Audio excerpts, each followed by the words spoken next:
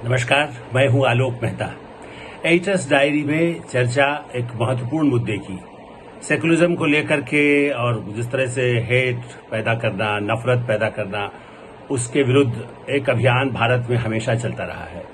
और श्रीमती सोनिया गांधी जो कांग्रेस की अध्यक्ष है, उन्होंने इंडियन एक्सप्रेस में एक लेख लिखा है। बहुत ही समय महीनों वर्षों बाद ऐसी उस तरह का उनका लेख देखने को मिला, जिसमें उन्होंने इस बात पर चिंता व्यक्त की है कि नफरत की भाषा का उपयोग हो रहा और ऐसा देश में कभी नहीं हुआ।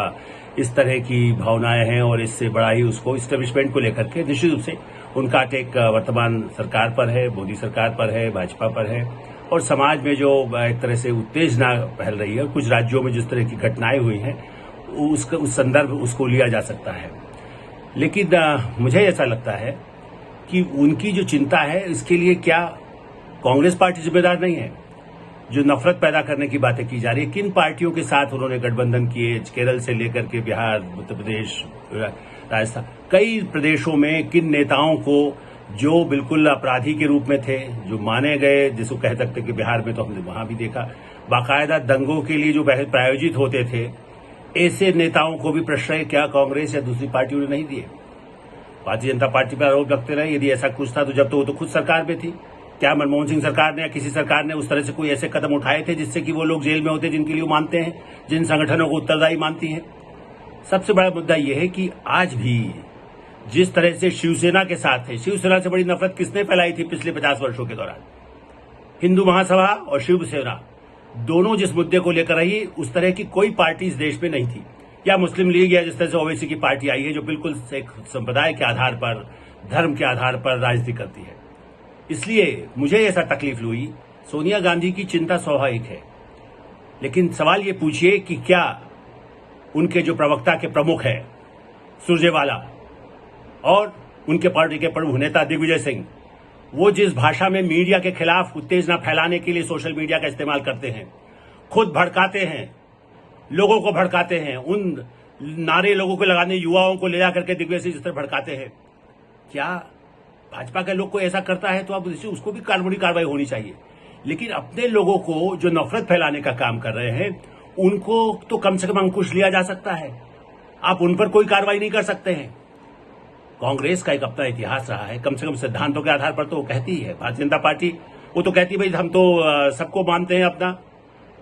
आरएसएस के जितने लोगों ने इंटरव्यू दिए हैं पहले, आज से नहीं 20 साल पहले भी, वो यही कहते थे कि हम तो सबको मानते, 2-3% लोग हैं जो बाहर से आए होंगे, हम तो सबको हिंदू ही मानते हैं। तो सवाल यह है कि यदि उनमें ऐसे कोई सिरफिरे उनमें संगठन खड़े हो गए, कई ऐसे लोग खड़े हो गए जो बाद में अलग अलग भी हुए। राज मधोक तो तब भारतीय जनसंघ से अलग हो गए थे कट्टरपंथी के हिसाब से। ये क्यों कहते हैं कि आज क्या है? हिंदू महासभा क्या थी पहले? और इसलिए मेरा ये मानना है कि यदि जो जिम्मेदार है, राजस्थान में सरकार है, आप यदि कार्रवाई कर रही है, यदि ऐसे लोग भड़काने वाले हैं, किसी पार्टी के हों, वो भारतीय जनता पार्टी के हो, तो उसको कैसे कोई मोदी सरकार मना करेगी? सबूत ले जाएगा, अदालत में ले जाइए। लेकिन नफरत फैलाने के लिए मिस्टर सुरजेवाला जिस तरह इस्तेमाल करते हैं, खास करके मीडिया को, जो लोग सेकुलर भी रहे होंगे उनको भी उनके खिलाफ नफरत बढ़ाए। खाली यही बाकी है कि उन पर हमला करवा दें, जो लालू यादव एक जमाने में करते थे। कांग्रेस के ही जो उस तरह के जो नेता थे उन पर हमला करवाते थे। उन लालू यादव की पार्टी के साथ आपने समझौते किए।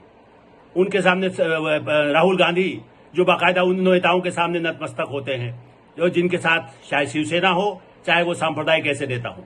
इसलिए मेरा ऐसा कहना है कि आत्म अनुशासन, हम भी ये कहते हैं, यदि किसी पत्रकार ने गलती की है, किसी पत्रकार ने मानहानि का काम किया है, अधिकार था। अरुण नेहरू से लेकर के राजीव, सारे नेताओं ने जहां जहां कई केस किए थे, सीताराम केसरी के खिलाफ भी केस हुआ था, या उन्होंने कई मीडिया के लोगों पर कई इस तरह के कई काम किए गए। जगन्नाथ मिश्रा से लेकर राजीव गांधी कार्यकाल में ऐसी सलाह दी गई कि ऐसे कानून लाए जाएं जिससे कि मीडिया का ही गला कुचल दिया जाए। बाद में ठीक है कि राजीव गांधी उसको वापस लेना पड़ा, जगन्नाथ मिश्रा भी अपनी हरकत नहीं कर पाए। तो मेरा मानना है कि उसी के जरिए तो होता है। अब तो सोशल मीडिया हो गया है जिसमें जितना चाहे नफरत फैला दीजिए। जो नफरत फैलाते हैं उनके खिलाफ राहुल गांधी उन पर तुरंत एक्शन करके पार्टी से निकाल करके उनको जेल में भेजने की एफआईआर खुद क्यों नहीं करते हैं? राहुल गांधी तो उन्हीं की तरह से कभी पंडित बन जाएंगे, कभी जनेऊ पहन लेंगे, कभी कुछ करेंगे। वो कहेंगे नहीं मैं बड़ा हिंदू हूं, मैं बड़ा बजरंगबली का भक्त हूं। राज ठाकरे क्या कर रहे हैं? राज ठाकरे और शिवसेना में क्या अंतर है? आप शिवसेना के साथ हैं।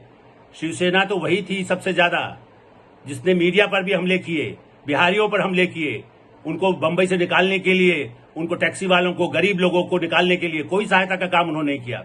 इसलिए ये कहना कि नफरत का वातावरण हो रहा है, इसमें हमें भी अपना खुद देखना होगा। मैं कहूंगा, मैं मीडिया के नाते भी चूंकि मैं वर्षों से 71 से सब पार्टियों के नेताओं के साथ संपर्क में रहा हूं, उनसे बात करता रहा हूं, प्रधानमंत्रियों से। इसलिए मैं कह सकता हूं कि सोनिया गांधी जी एक बड़ी नेता हैं। आज भी शरद पवार कहते हैं कि कांग्रेस के बिना कोई गठबंधन नहीं हो सकता है। प्रधानमंत्री नरेंद्र मोदी भी ये नहीं कह सकते कि नहीं कांग्रेस पर, वो मुक्त भारत कहते हैं उस कल्चर को, जो भ्रष्टाचार का कल्चर था, जो चिदम्बरम साहब करते हैं, जिनके ऊपर कितने गंभीर आरोप है। आप ये बताइए, जगजीत जोगी क्या करते थे? जाति नहीं, धर्म के आधार पर मोतीलाल वोरा के खिलाफ, जो आपके ही नेता थे, 50 घटनाएं मुझे मालूम है। उनके परिवार के लोगों पर हत्या के आरोप भी रहे अजीत जोगी पर। उनको सबसे बड़ा प्रश्न किसने दिया? आपने दिया। आपने उनको मुख्यमंत्री, उनको बने रहने दिया, बनाया। तो वो तो उस तरह के लोगों पर कोई कार्रवाई नहीं की गई। वो तो मीडिया का पूरा काट देते थे, वहां पर बंद कर देते थे छत्तीसगढ़ में एक समय में। हम खुद उसके भुगतभोगी रहे हैं। इसलिए ये कहना, नफरत फैलाने के लिए जिम्मेदार जो लोग हों, सबके खिलाफ आवाज होना चाहिए, चाहे प्रधानमंत्री नरेंद्र मोदी हो, सोनिया गांधी हो, शरद पवार हो। मुंबई बम कांड के लिए क्यों आरोप आए थे शरद पवार पर? क्यों? इसीलिए तो कांग्रेस पार्टी उनका साथ नहीं देती थी। दाऊद इब्राहिम को भगाने में किन लोगों का हाथ था, किनका संपर्क था महाराष्ट्र में? उसके लिए लेकर के कुछ तब कोई वो नफरत नहीं पैदा की जिस जिस तरह से बम चले थे। पटना में जिस तरह की घटनाएं होती थी, लखनऊ में होती थी, इंदौर में होती थी, भोपाल में होती थी।